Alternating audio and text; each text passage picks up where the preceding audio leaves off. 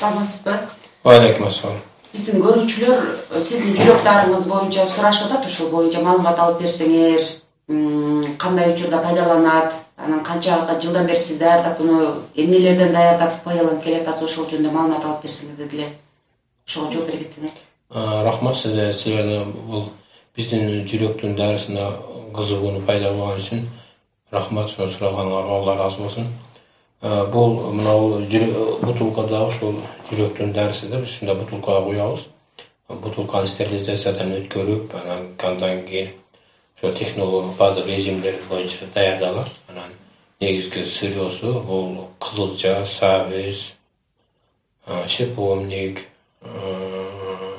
барбарис, боярышник, ошол мөмө жемиштен эле жасалат да. Анан биздин технологиялык жасоодо технологиялык спецификабыз бар. Ал специфика ферментативдик процесс жүргүзөбүз да.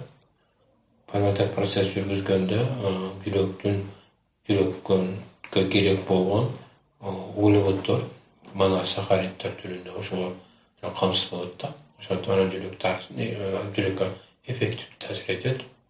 Анан бул жүрөктүн дарысы негизинен жүрөк ооруларынын баардык түрүнө колдонулат да. Баардык түрүнө колдонулат. Ишемиялык оорудан кардиомиопатияга чейин колдонулат.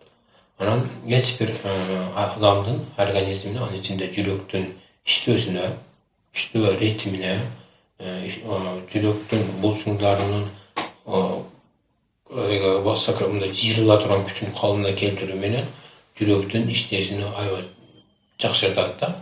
Мындай жыйынтыктап мындай айтканда жүрөктүн иштешине тетири таасир этип такыр жок да. Муну биз кантип айтып жатабыз? Себеби биз муну 12 жылдан бери келди, ушул жүрөк ооруганда ушул дарылар беребиз да. Бир да жолу жамыр тарткан адам болгон жок бул дарылар. Анан ошондой эле биз онкология менен ооруган адамдарга да беребиз, себеби ал жүрөгү да жабыркайт да. Ошондуктан бул дарынын эч бир адамдын организмине зыян жагы такыр жок. Ушундай уникальный дары. Анан жүрөктүн ишемиялык оорусунун баардык түрлөр, анын ичинде стенокардияны дагы, жүрөк инфаркт менен чалдыккандарды дагы, кардиосклерозго чейинки ооругандардын баарына эффективдүү таасир этет. Анан жүрөктүн иштешин толук ордуна коет да. Ордуна коюшун кантип билебиз? Буну пациент, эгерде кайсы бир пациент кызыккан болсо, бул дары ичерген болсо электрокардиограммадан өткөрүп, жүрөктө патологияны аныктап бүтүп, ушул жерден өткөрөсүңбү? Анан электрокардиограммадан өткөрөбүз. Каласа башка клиникаларга барып электрокардиограммадан өткөрсө боло берет. Андан 40 күн ичкенден кайрадан электрокардиограммадан өтсө болот. Жүрөк кантип өзгөргөнүн электрокардиограммада көрсөтөт да. Бул анализдер аркылуу да мониторинг кылабыз да. Ошондуктан бул дарыны мен бүтүндөй Кыргызстандын эл журтуна, себеби эң көп оорунун түрү жүрөк кан тамыр оорулары менен адамдар көп жабыр тартат. Анан көп адамдар каза болгондордо жүрөк кан тамыр оорусунун кесепетинен каза болот да.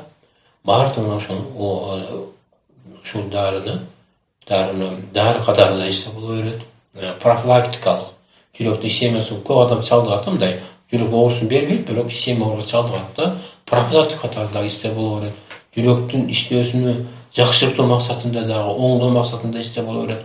Жүрөктүн ооруларын дарылоо максатында да ичсе болот. Ал тургай реанимацияда жаткан жүрөктөн эң оор тартынып чалдыгып, мисалы жүрөктө недостаточность деген бар, жүрөк жетишсиздик деген оорусу бар. Бул жүрөк мындай стенасы булчуң чоңоюп кетет да. Чоңоюп кетет дагы, клапандар да жакшы иштебей калат. Жүрөк сого турган күчү да жок болуп калат. Мына ошолор дагы ичсе боло турган дары да. Буну профилактикага кандай ичиш керек? Анан мисалы жүрөк ооруп атканда кандай кылыш? Баардыгына тең бирдей ичүү тартыбычы. Бир эле аш кашыкта тамактан 5-10 мүнөт мурда 4 мал 5 мал ичет. 4-5 мал. 4 мал ичкен жакшы. Канча убакытка жетет? 5 күнгө жетет да. 5 күн. Анан 3-күнгө барганда эле жүрөгүн оңолгонун сезе баштайт. Жүрөк оңолгонун сезе баштайт. 3-күндөн баштап, 1-2 күн таасир этпейт.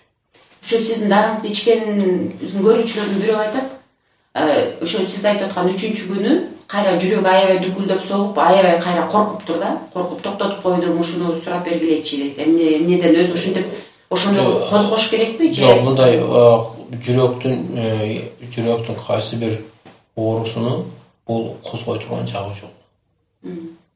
Буну илимий жактан да тактап берүүгө мүмкүнчүлүгүм бар. Клиникалык жол менен да тактап берүүгө мүмкүнчүлүгүм бар. Себеби биз ошол пайдаланып жаткан пациенттерге биз диетаны сунуш кылабыз да. Ушуларды ичип аткан. Ооба. Диетасы мындай да. Süt азыктарын убактылуу баш тартып туруш керек. Айран, кефир, кымыз, себеби бул дарынын таасири кесилип калат. Ичип алса. Бирок экинчиси, адамдын организмине калория бере турган майлуу жаныбар майынан жасалган тамак аштан дагы баш тартып туруш керек да, муну ичкендечи. Ошондо бул жакшы эффектив таасир этет. Ал эми баягы жүрөк дүкүлдөп ойногону бул биздин дары, айтпадымбы, жүрөктүн болгону жүрөктү булчуңу иштетип турган белоктор бар да. Белоктун өздөрүнүн каналдары бар. Анда ошол белоктор алиге возбуждение болгондо деполизация, реполизация деген түшүнүк бар да, кардиолог. Деполизация болгондо натрийдин иондору клетканын ичине кирип мындай жыйрылып, цитоскелетте ошол жерде актомиозин деген булчуң жыйрылат да. Калий ион сыртка чыгат. Кайрадан жүрөк оозунун кордуна келгенде клетка кайрадан натрий ион сыртка чыгат да. Ошону жөнгө салып турган белоктор бар да. Белоктор иштешин жөнгө салат. Ошондуктан жүрөктүн сокращаемасында булчуңга, жыйрылуу булчуң жоготкондорду аябай жакшы дарылайт да. Андан сырткары бул жүрөктүн мисалы ритмине да. Ал сен айтып аткан жүрөктүн ритмиси ойноп кетиши, ритм өзгөрүшү да. Андай таасир этпейт да бул. Бул акырын жай таасир этет. Анан дагы бир эффективдүү жагы убактылуу ошол жүрөктү булчуңу иштетип жатып турган 261ден ашык түрдөгү белоктор бар да. Ошол ассоциациясына жол бербейт. Асасында убактылуу биригип жармашып калышат да, ошолорду жөнгө салып турат да бул. Ошондуктан 3-күндөн эле баштап алар жүрөктүн эффектив таасири билине баштайт. Ошондо айтып атам, эч мунун противопоказания зыяндуу такыры жок да. Жаш өзгөчөлүгүнө кандай, мисалы, канча жаштан баштап пайда болот? Жок, бул жаңы төрөлгөн баладан кайрага чейин десе болот. Болот эле. Жаш жерек чектелген эмес да. Сен айтып атпаймынбы, мунун такыр эле зыян жагы жок да. Мен бул жүрөк оору боюнча айткандан кийин жүрөк оорулар кандай түрлөрү бар, эмнеден келип чыгат, ошол боюнча дагы сиз маанилүү суроо бердиңер да. Азыр кардиология илиминде, мына эсенин маставында жүрөктүн биринчи оорусу башталышы ишемия деп коет да. Жүрөктүн андан ары ол татаалдашып, синекардия, андан ары дагы биринчи, экинчи баскычы стабилдүү, нестабилдүү болуп, андан ары осложнение болуп кетет да. Азыр бирдиктүү көз караш жок. Жүрөктүн оорусу эмнеден келип чыгат деген. Азырынча жүрөктү каптап турган коронардык артерияларда атеросклероз пайда болуп, кандын жабылышы төмөндөгөндөн жүрөктүн ишемиясы пайда болот деген ушундай алек бар да, чанак бар. Жалпы формировка бар да кардиологияда, бирок биз бул менен макул эмеспиз да. Кийинки мезгилдерде, айрыкча акыркы 30 жылда жүрөктүн оорусунун сырлары ачылып бүтүп калды да. Жүрөк оорусу эмнеден пайда болот деген суроо жооп табылды да. Көрсө жүрөк булчуңунда аралыгында импульс берип тура турган канал бар. Вставочный диск деп коет. Вставочный диск. Ошол вставочный диск 3 бөлүктөн турат да. Ошонун бирөөсү щеловое алиги көзөнөктөр деп коет. Ошол көзөнөктөрдө иондордун потогу жүрүп турат. Ошону белоктор ташып турат. Мисалы, коннексин 43 деген белок бар.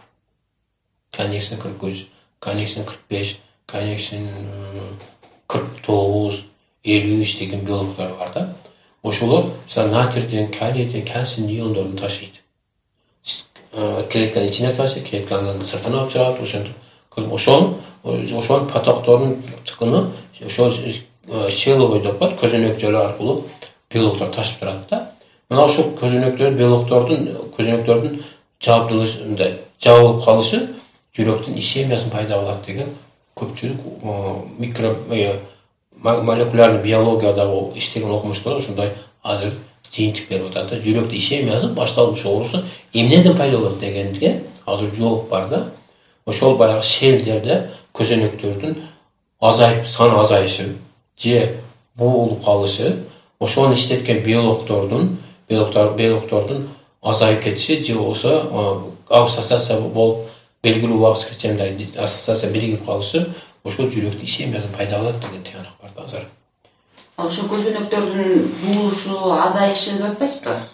Белоктор ошо көзөнөктөрдүн буулушунан белоктор азайып турат. Көзөнөктөр эмнеден буулуп же жабылып? Көзөнөктөрдөн белоктор өтүп турат, проход өтүп турат. Ошо көзөнөктөр буулуп калат деп биз эмнеден буулуп калчу? Ал жөнүндө жок, ал жөнүндө да изилдөөлөр бар. Бул ошол көзөнөктөр өзү фасция деп коет, мындай негизи деп коет да. Бул белоктон турат, белоктор тобунан турат да.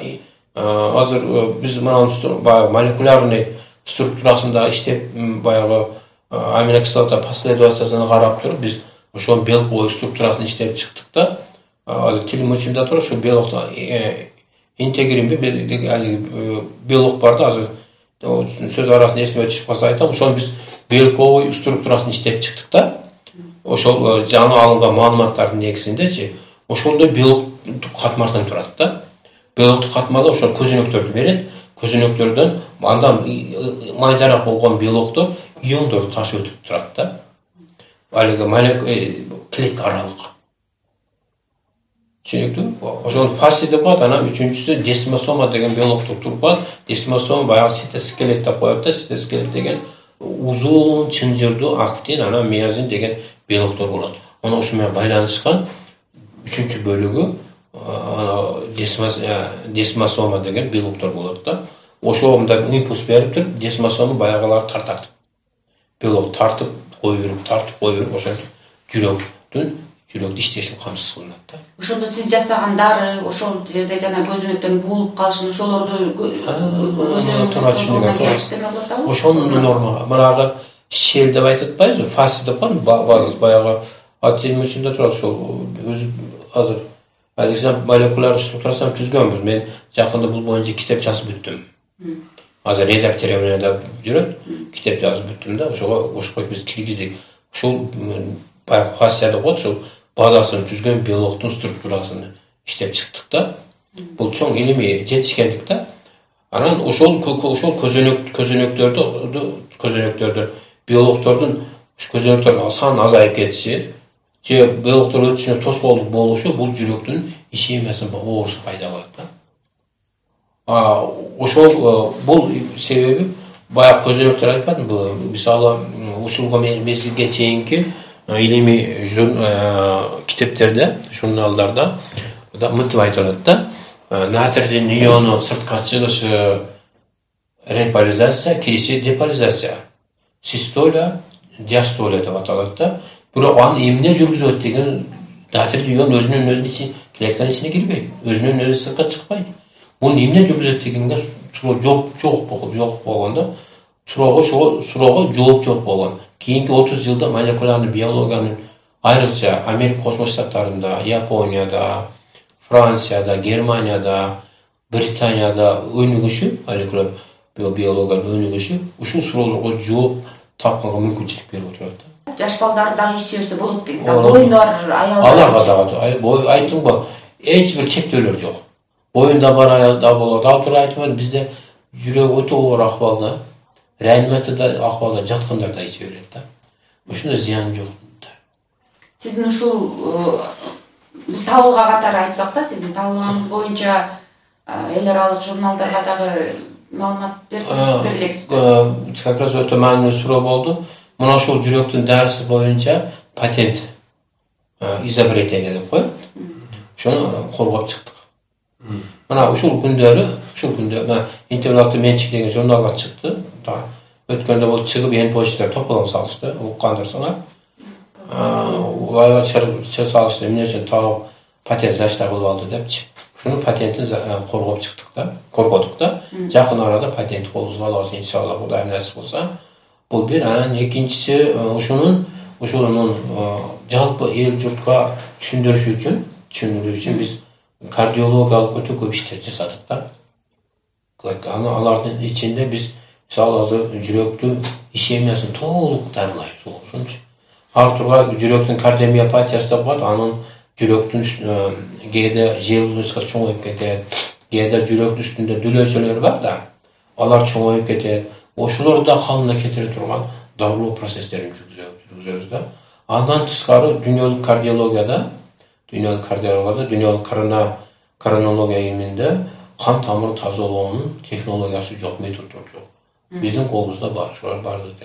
Жүрөктү кан тамыры менен тазалай турган метод иштеп чыгып, көптөгөн адамдарды жүрөктүн операцион термине деп коет го. Кан тамыр келип, мына бул тараптан алып туруп келип тигет да, ошолдон кутулуп көп адамдар жашап жүрүшөт. Азыр ушундай операция. Биздин илимий жетишкендигибизди кызыккан адамдын өзү жок. Мамлекеттик кызыкчылык алар тургай ушул баягы адам тагдыры менен иштеп отурган кардиологдор деле буга кызыкпайт да. Жалпы эл журт бул жөнүндө биз маалыматы жок, биз ушундай ийгиликке жетишкенибиз жөнүндө. Сиз бул дарыны канча убакыттын ичинде иштеп чыктыңыз? Буну 2010 медицина менен 84-85 жылда мен иштейм да, так. Анан 2009-2010 жылдары жүрөк ооргандар көбүн учурутуп, анан ушунун эффективдүү дарынын ишине 2010 жылы этектеринде иштеп чыктым да. Ошодон бери мына 12 жыл болду да. Канча миңдеген адамдар, мүмкүн 100 миңдеген адамдар жүрөктөн кутулуп жашап жүрөт да. Баягы кыргызчылыкта бар экен, мисалы бирөөнүн гыйбат кылып шакылайт ата, ушундай дарыдан биз пайда таптык деп эл айткандар аз болот экен да. Пандачылык ошондой экен да. Эмес ошол деле айтса, канча эл муну пайдаланмак. Бул Өзөр айткандан унутуп калат, айтканын. Эсинен чыгып калышат. Биздин көрүүчүлөр кайдан алабыз деп кызыгып сурашат да. Кайдан алсак? Биздин көрүшүп турган Босого 84 клиникабыздан алат. Андан сырткары ошол дары ичип аткандыгы жөнүндө өзүн дарылап жаткан кардиолог врачка деле көрсөтсө боло берет. Кардиолог врачка деле көрсөтсө боло берет. Жашырбай эле ошонун алдында деле пайдаланса боло берет. Себеби бул дары да кошумча айта турган жүрөк менен ооруган адамдарга дайыма кардиологдор назначение кылат да. Жүрөк стимул бере турган, ритмин нормалдаштыра турган, жүрөктүн басымын, кан басымын төмөндөтө турган ушундай дарылар назначение кылып, ошолор менен параллель түрдө иштеп болот.